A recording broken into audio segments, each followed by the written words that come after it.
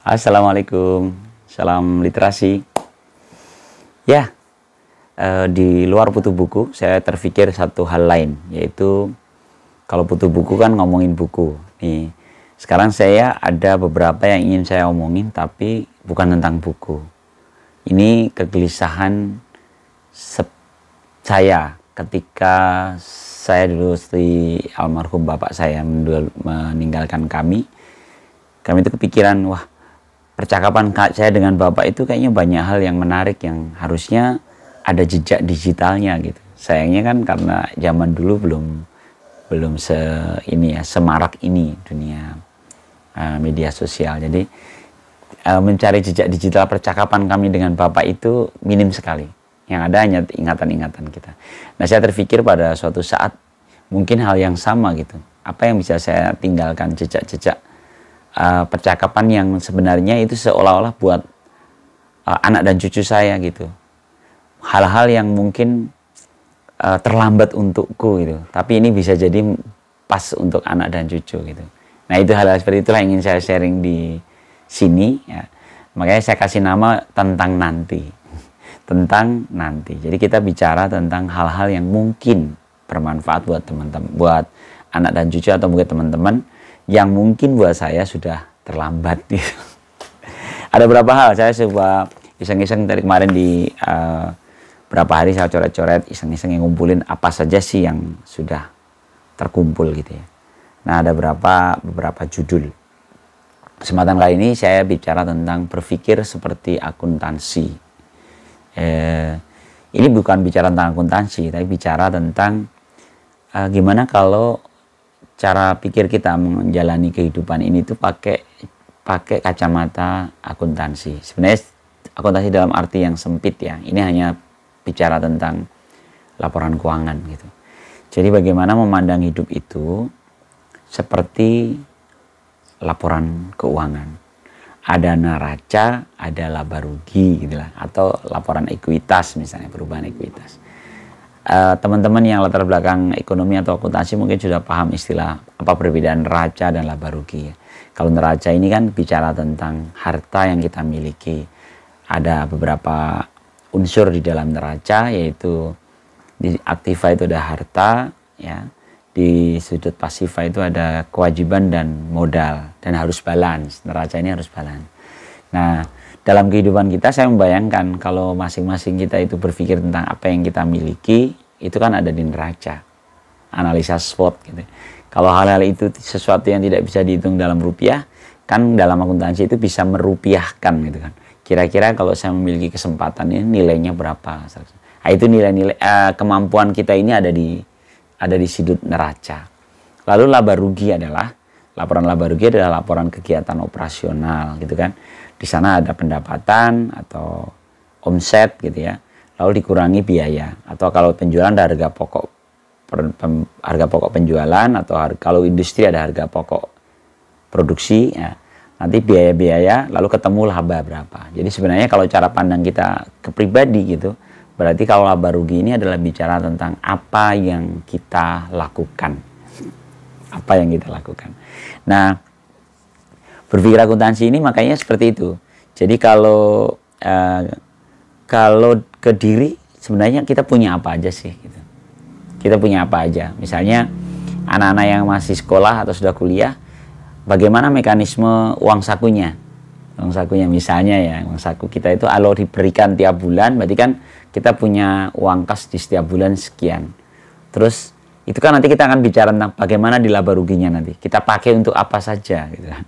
Cara uang ini. Nah, bagaimana kalau ini bukan rupiahnya, tapi kemampuan kita.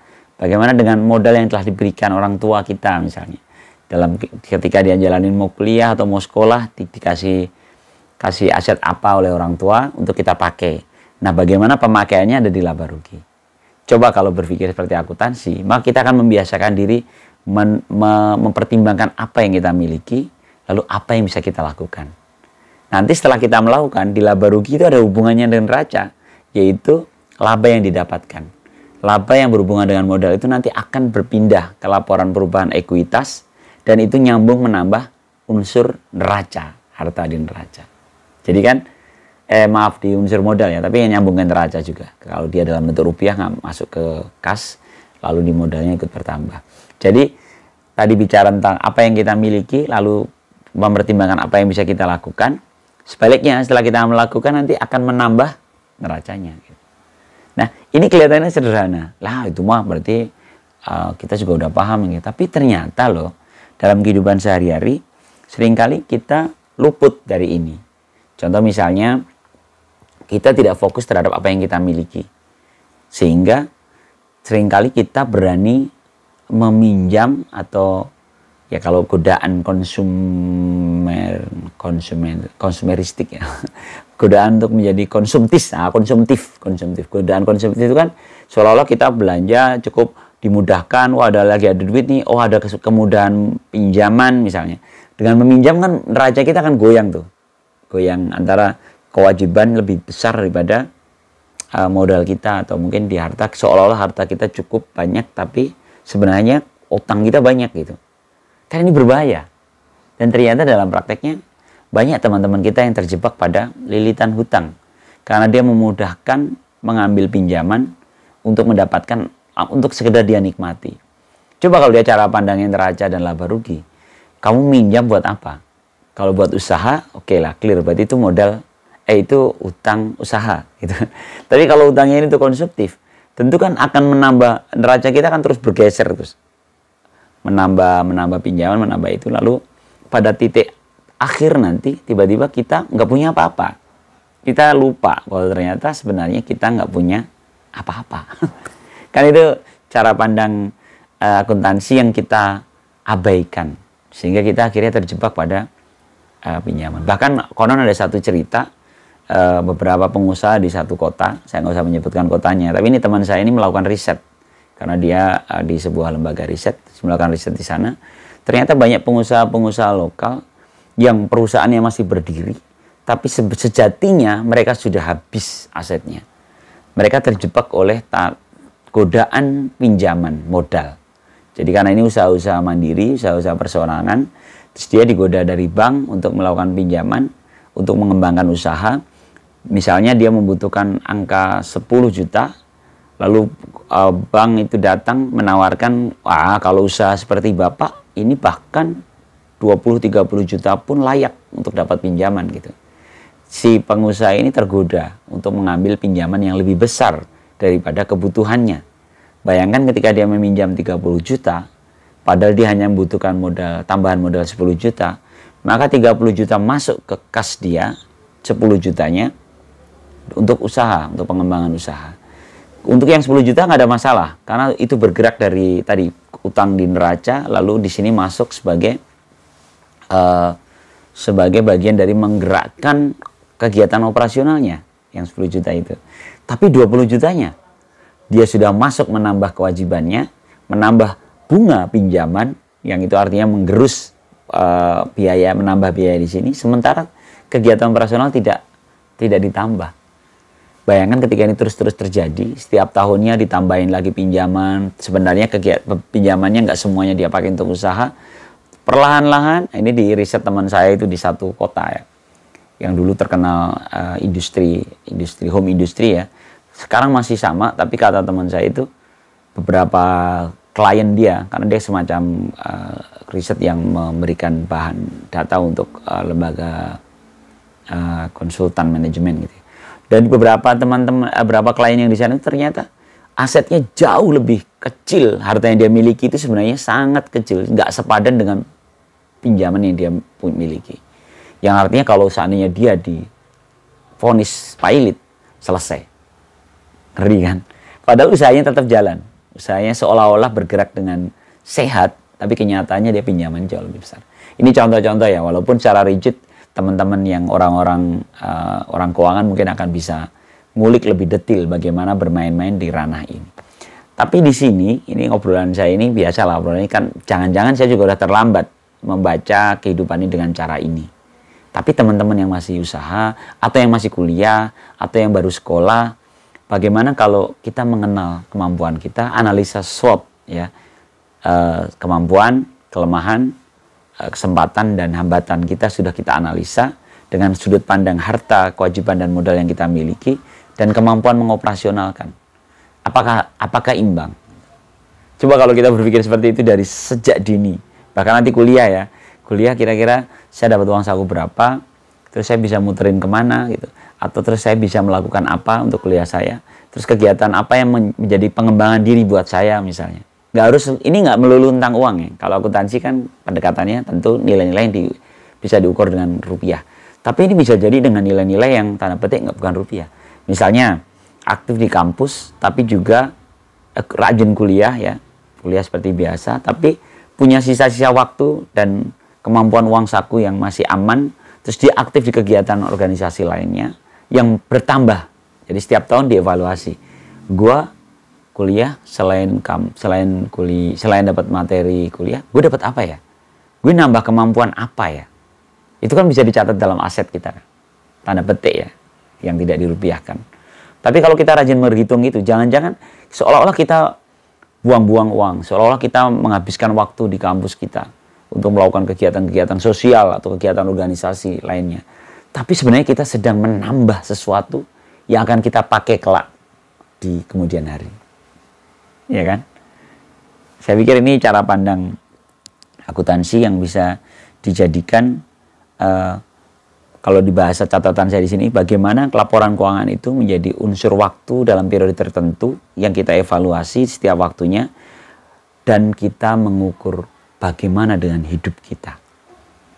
Contoh misalnya, setiap ulang tahun teman-teman luangkan waktu, kalau yang muslim mungkin dengan sholat malam gitu, kontemplasi.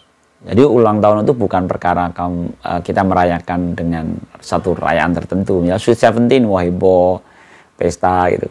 Kalau menurut saya harusnya ulang tahun itu kan sesuatu yang periodik per tahun. Saat yang tepat dong kita bikin laporan keuangan. Ya nggak sih? Kita sholat malam, duduk sesaat selepas sholat itu, kontemplasi, kita buka laporan keuangan kita. Buka laporan perkembangan diri kita. Apa yang telah kita capai di tahun ini, apa yang telah kita miliki, apa yang telah kita lakukan. Kalau bahasa operasional kan apa yang telah kita lakukan. Dan biayanya berapa yang kita keluarkan. Dan apakah yang kita lakukan dengan biaya yang kita keluarkan ini worth it, sepadan. Kalau sepadan, bagus. Oh, nambah aset kita. Oh, nambah. Dan itu terus simultan di setiap tahun. Bayangkan progres yang akan kita rasakan. Iya nggak sih? Tadi ada percakapan dengan istri saya yang masih debatable. Mungkin saya salah. Saya sempat ada kalimat, kebaikan itu layak diperbincangkan untuk direncanakan. Memang kalau istri saya mengkritisi, kalau kebaikan diperbincangkan, bukankah berbau tanda petik riak dan godaan ujub, godaan berbangga-bangga terhadap diri gitu. Oh iya, bisa jadi itu titik lemahnya ya. Kalimat ini ya, kalimat kebaikan itu layak diperbincangkan untuk direncanakan. Tapi sebenarnya maksud kalimat ini dalam percakapan saya dengan istri itu adalah bagaimana kebaikan itu diperbincangkan untuk jadi rencana. Gue mau melakukan, apa sih hal baik yang bisa kita lakukan? Kalau diobrolin kan jadi menginspirasi kan. Oh iya ya, bagaimana kalau begini? Oh bagaimana kalau begini? Bagaimana kalau misalnya kita pesen ojol, terus kita bisa menyisakan tipsnya dalam bentuk apa? Atau kalau di waktu-waktu yang dia lelah, kira-kira apa yang bisa kita lakukan buat dia misalnya? Atau ke tetangga, atau ke perempatan, atau ke orang-orang yang membutuhkan, kira-kira pas dia membutuhkan itu saya punya sesuatu nggak? Tadi ada percakapan indah dengan seorang saudara saat silaturahim, bagaimana dia memiliki satu sawah di kampung dan diolah dengan cara paron gitu ya. Artinya nggak seluruhnya diserahkan mereka, petani mengelola lalu dia mendapatkan uang sewa atas penggunaan sawahnya, tapi dia minta pembagian hasilnya. Jadi dia minta ada beras yang dikirimkan, diolah oleh saudara saya ini, kakak sepupu ya. Cara itu ternyata lebih indah. Kenapa? Karena prosesnya kita tahu, ya, keberkahannya kita tahu atas beras itu, dan beras itu kita konsumsi sendiri, dan hasilnya ternyata berlebih. Untuk seorang yang bukan memang usahanya di bidang pertanian kan, berarti kan hanya mau dipakai sendiri kan. Nah kelebihan beras itu bisa menjadi bagian dari pintu-pintu kebaikan yang bisa dilakukannya. Apalagi kemarin sempat ya harga beras naik gitu. Tiba-tiba bayangkan kalau kebaikan itu diperbincangkan dan direncanakan, kita bisa merencanakan hal-hal baik dengan cara yang lebih efektif ya, dengan sudut pandang tadi berpikir seperti akuntansi. Jadi progresnya selalu kelihatan. Hari ini saya melakukan kebaikan ini, tahun ini saya melakukan beberapa hal baik ini, maka di tahun depan mestinya saya melakukan ini plus ini gitu kan. Iya nggak sih? Wallahu a'lam bishawab. Ya sekali lagi ini bisa jadi adalah sesuatu yang terlambat untuk saya, karena saya bisa jadi baru berpikir tentang ini. Tapi semoga tidak terlambat untuk anak-anak saya, cucu-cucu yang mungkin, atau teman-teman yang iseng ngeklik konten yang nggak jelas ini untuk menjadi, oh iya juga ya gitu. Jadi saatnya berpikir seperti akuntansi. Mohon maaf, salam literasi. Assalamualaikum warahmatullahi wabarakatuh.